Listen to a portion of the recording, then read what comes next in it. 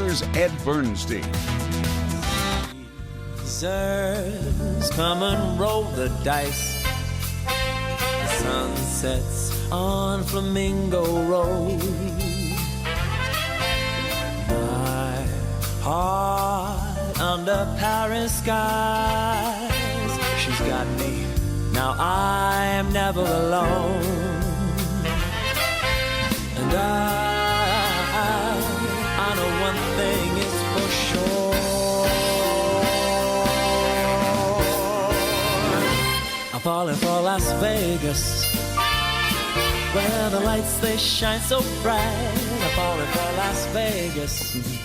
And with me today is a hatless Matt Goss. How are you, sir? Good. No hat today. Nah, I don't. I'm trying to wear it a lot less. It's one of those things that I just it's too much. I just I like wearing going hatless now, as you call it.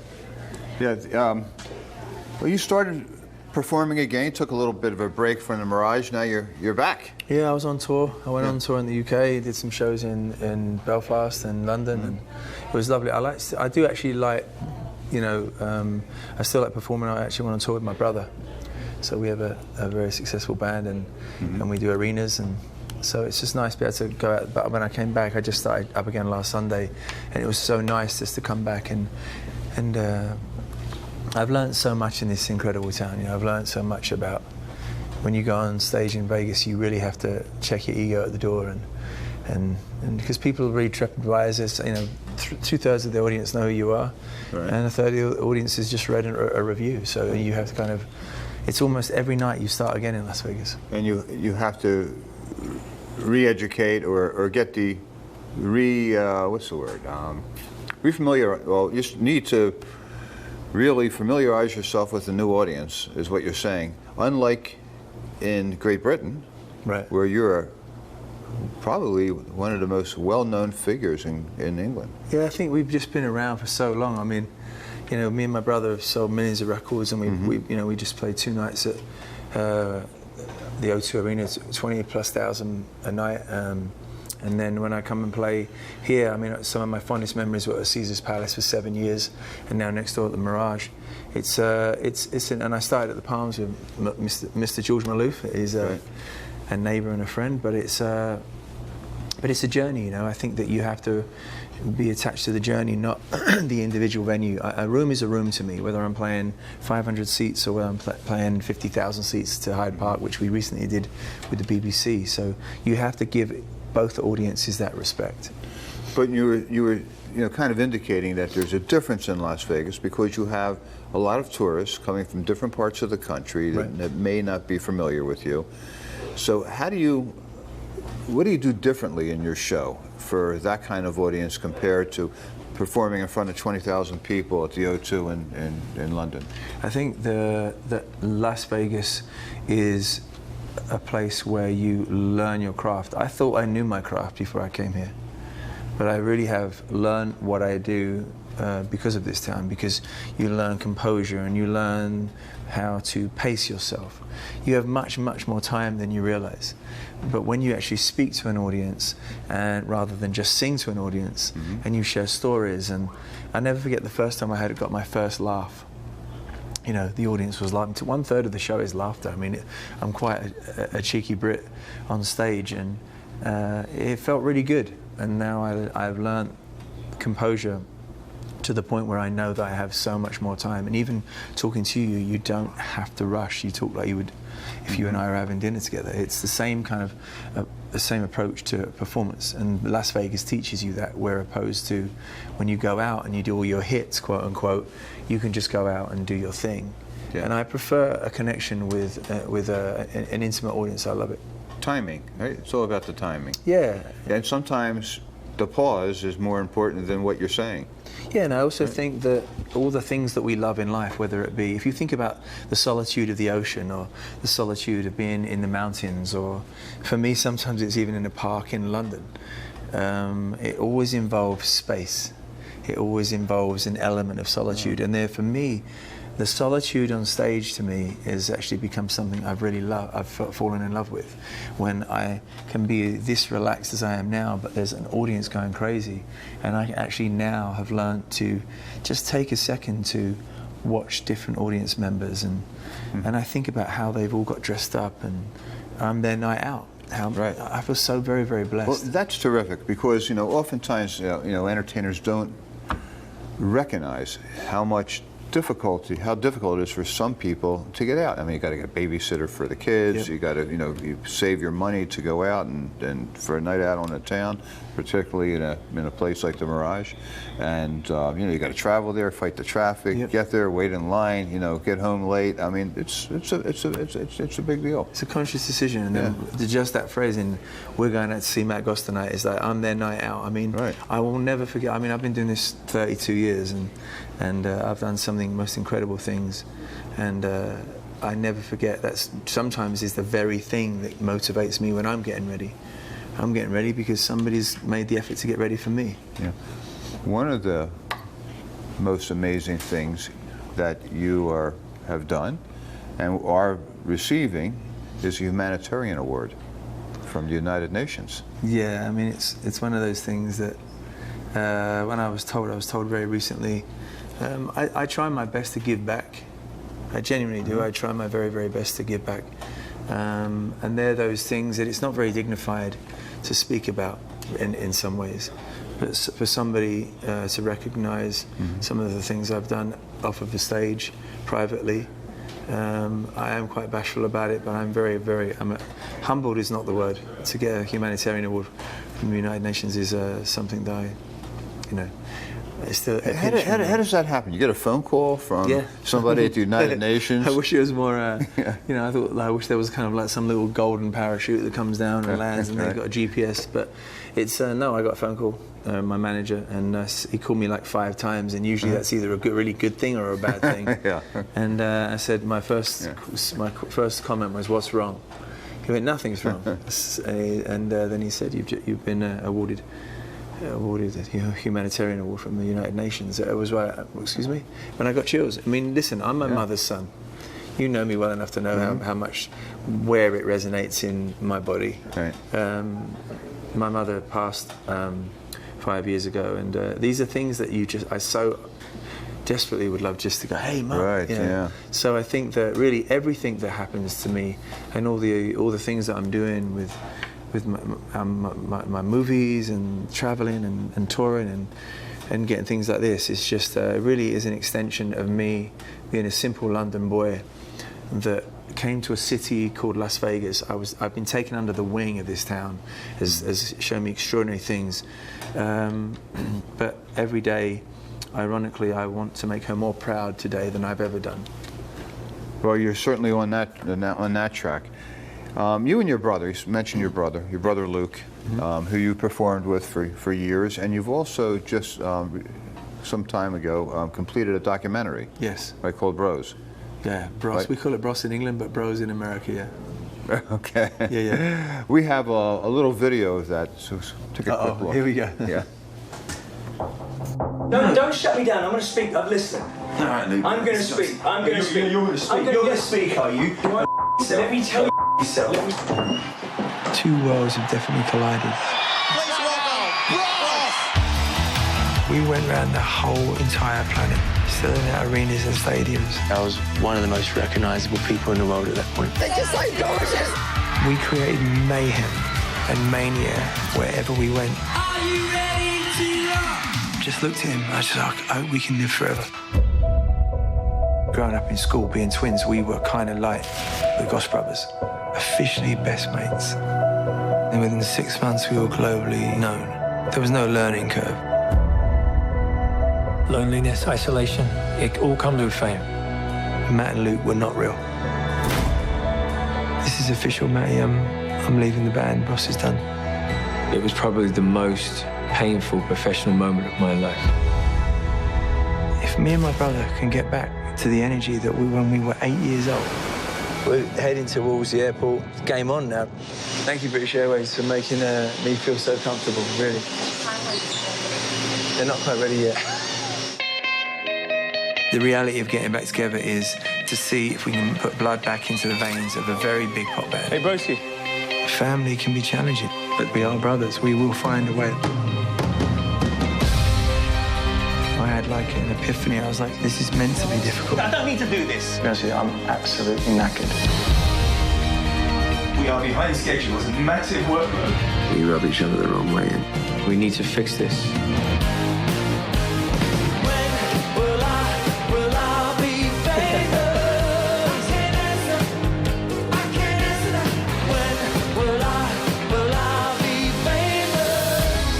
We are not the same people, and that's okay. We should mention that your brother is a twin. Yeah. And this is really a highly acclaimed documentary. What separates this from other typical musical documentaries? Yeah, this documentary is a BAFTA. First of all, it's a 3-time BAFTA nominated and BAFTA winning film. Which is for us in our world it's as high as it's the Academy Awards for this genre in Great Britain. Yeah, it's broken all streaming records, millions of streams, broken all BBC streaming records. It's highly acclaimed. I think what's different about this is that it is one of those movies. It's really, even if you don't know the band, the reaction in America has been incredible too. It's 100%. I want to add, it's 100% on Rotten Tomatoes. It's available on iTunes, Apple TV. You can watch it. It's called After the Screaming Stops. It's really about siblings. It's about family. It's about the struggle of that journey when you actually. You lose yourself. I mean, you have to understand. Me and my brother were one of the most famous bands in the world, and we lost our way, and we lost millions and millions and millions of dollars, and we had to find our way back. And now we're closer than ever. Me and my brother are each other's warriors and protectors. But it really the movie is one of the most dynamic. I think one of the most dynamic and emotive documentaries you'll ever see. And is that because of the honesty, you think? 100%, Ed. I think that everything these days is very corporate and very polished, and rehearsed. But we made one of the things I must mention about the film. We made a conscious decision. Again, I've said that line to anyone online watching it because I like saying that. Premise in that is you'll see if you watch the film. But we made a decision that we did not want to. We wanted to give away edit rights. As you know, that's a big move. That's a scary move. But Falwell, 73, who is also James Corden, that's his company as well. We gave away edit rights, and as a result, I think because we didn't want it to be a promo piece, look how wonderful we are, look how brilliant our life is. It's not the truth. It's just not the truth. The truth is that the music industry, you are swimming with sharks. If you don't have razor sharp teeth, you're getting eaten alive. And we've had a fair few bites on us, and we've managed to weather the storm. And it's all in the film. If you really are intrigued by the truth behind the music industry and what goes into it and how tumultuous it can be, watch the film. And streaming on Apple TV. Stevie Wonder has been a big influence in your life, right? Yeah, incredibly. Why is that? Influence. Well, again, I think, first of all, this is a blind man that managed to affect culture. He started when he was, 14, 13, 12? It started as his chord. In the beginning, it was called Little Stevie, and now obviously they went into Stevie Wonder. But I think 4 of the greatest records back to back in, Talking Book, Fulfilling First Finale, Songs in the Key of Life, Innovations. Right.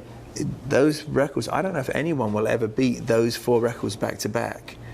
And lyrically, as a man that is blind, that creates verbiage and language that is so visual, you can literally see his lyrics and his tone. I mean, one of many people that I'm affected deeply by: singers, Sinatra, Mel Torme, Stevie Wonder, Donny Hathaway. Those people make me emotional and they hurt me. When I listen to them sing, they literally hurt my spirit in a good way. Like, it just makes me feel so much, and I want to feel. I'm one of those very, very, I'm a very emotional person, so I want to feel emotion when I listen to music. And you've kind of created a status for yourself, of such diversity of what you do, the music that you do. You started out, you and your brother, a very successful 80s band. You kind of evolved into Sinatra, and as well as other contemporary and original music and covers. You do a little bit of everything. Yeah, I mean, I'm lucky enough to have almost two lives. I mean, I love swing and I love jazz. My grandfather always used to say, son, go to Vegas and sing and let them hear your voice. And then in the band, sometimes it's all about energy, and you get to sing, but not in the same way. The intimacy of those songs, those standards, the American Songbook, allows you to really connect to the timbre of your voice. Sometimes more commercial music, it's about the beat, it's about the video, it's about everything that goes with that. But the American Songbook will always be with me now. That for the rest of my life, that will always be part of my life. I do a Christmas tour, and it's quite a sensual experience. It's not, sleigh bells, and it's a very, very smoky jazz kind of thing. And I get to, in a weird way, I get to connect with my fans in a way that it's all about timbre and stories and emotion, and just, again, it goes back, I guess we're going back to that word emotion again. Right. Emotion and a lot of honesty. Tonight you'll be performing at the Mirage. Yes. At what time is your show? 8 p.m. 8 p.m. in the One Oak. Is that the name of the room? Yep. One Oak. The One Oak showroom, yeah. The One Oak show, and this Humanitarian Award is when does that happen?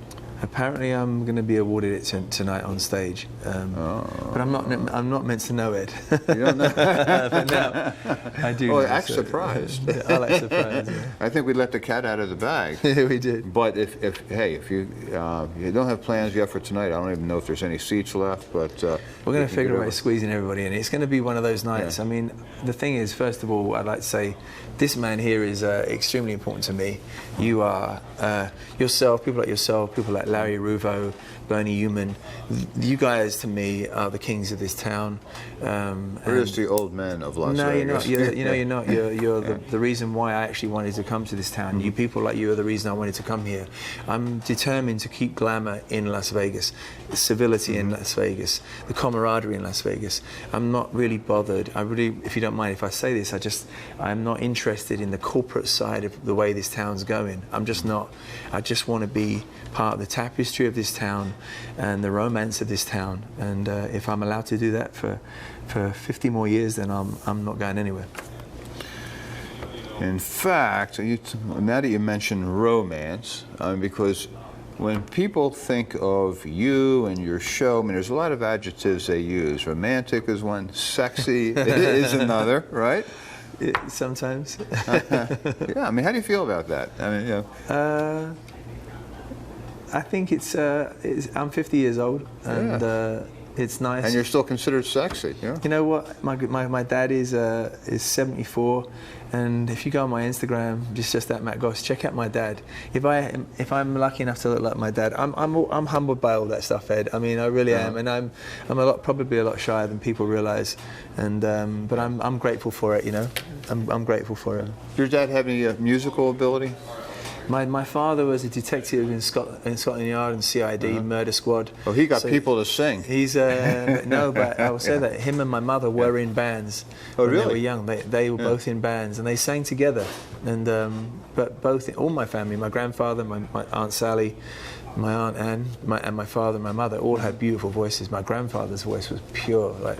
So is that an influence that you and your brother had? I mean, he's kind of like sang with the family growing up? Yeah, my brother's the drummer in the band, a phenomenal drummer, but we would always sing. But we lived in a place called Camberwell, which is a pretty tough part of London, and we lived in a place called 37 Crawford Road, and it was just full of soul, full of music, and such diverse music, old school rock from Cream to Free, and then all the way through to Donny Hathaway and Stevie Wonder, and all those. And my granddad used to love Andy Williams and Mel Torme and Sinatra, obviously.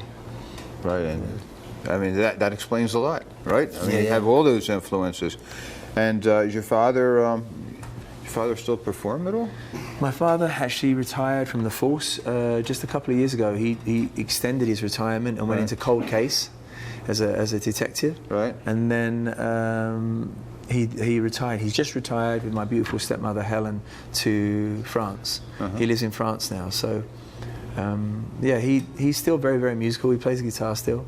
And your brother Luke, My brother will he Luke be is performing with you tonight? My brother will be coming to. My brother's here right now. He's actually at my place in the pool right now, just doing some laps and just hanging out. But he's going to come. He's he's the love of my life. He's very supportive of what I do, as I am him. Very proud of his movies. 60 movies my brother's made. Wow. Hellboy, Blade. He did all the Death Race movies. He's such an established actor, so I'm extremely proud of him.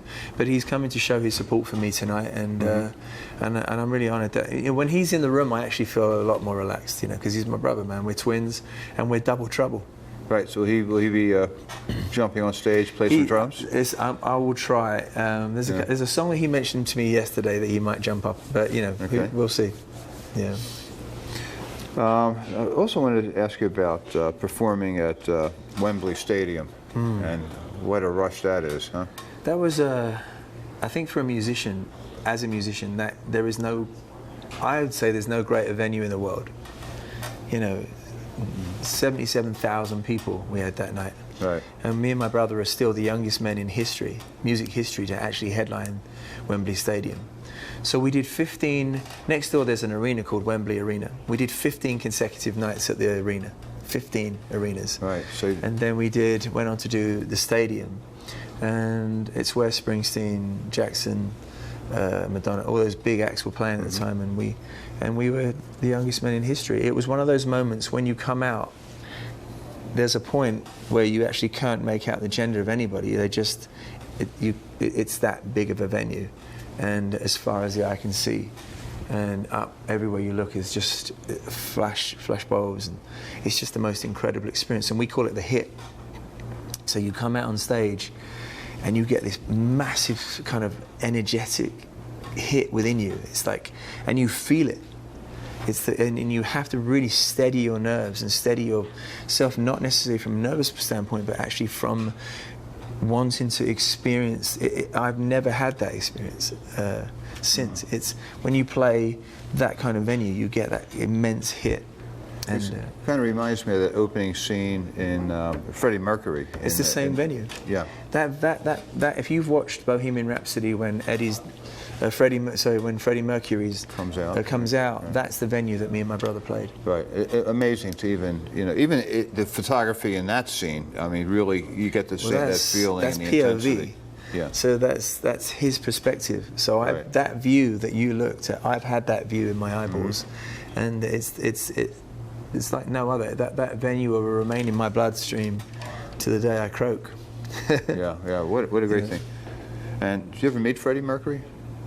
Unfortunately, I never met Freddie, but I've obviously I know Brian May, and Roger Taylor, incredible human beings, just the nicest people you'll ever want to meet, and the most humble men you'll ever want to meet.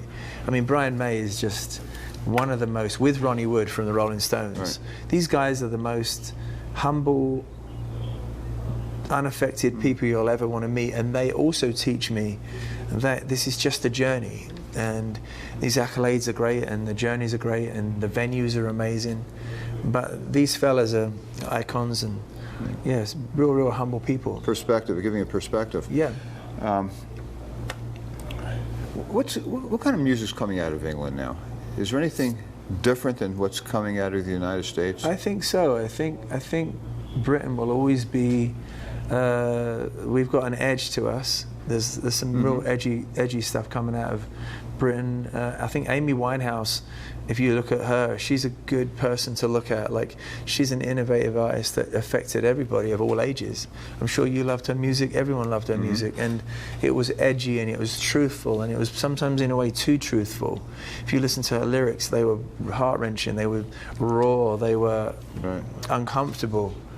And she pushed the boundaries a little bit, but she still had this beautiful soul about the way she delivered these words. You could tell who her influences were: Ella Fitzgerald and Billie Holiday and the swing that her father encouraged her to listen to. So I think there's this. We're an inventive country when it comes to music. Some of the greatest bands: Zeppelin, the Stones, the Beatles, Amy. Some great artists that have come out of our country. The Who.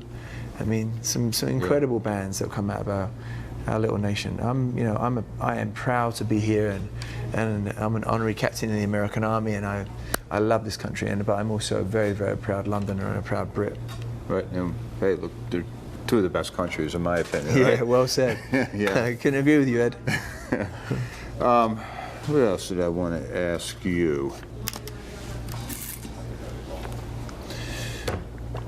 Luke plays the drums. Yes, he does. Right? But you dabble a little bit in some instruments. Yeah, I play everything badly. I don't know about that. But I play everything badly, but well enough to write songs. You know, like I'll jump on keys or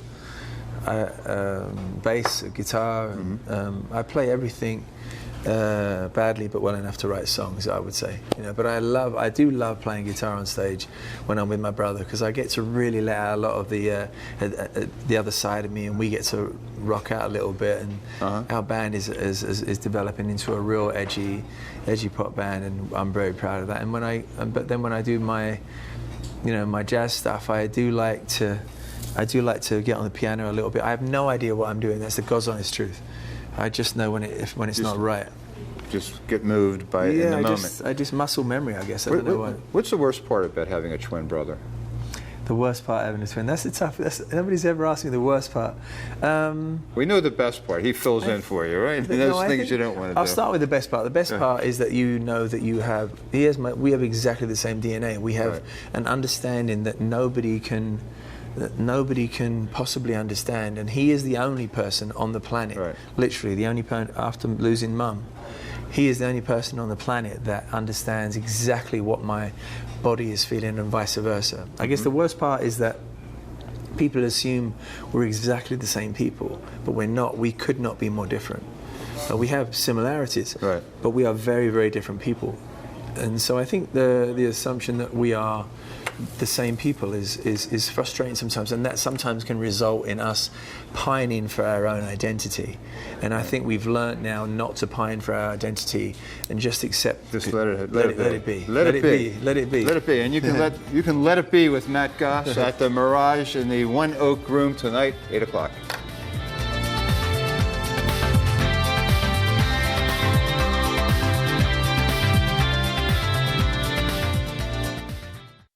My daughter Dana fought a long battle with Crohn's disease before passing last year.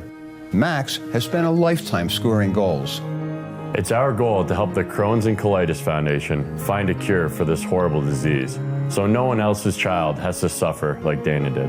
Crohn's disease and ulcerative colitis may be unfamiliar to you, but there are currently over 3 million Americans suffering from both. Join Max and I in scoring our goal to find a cure.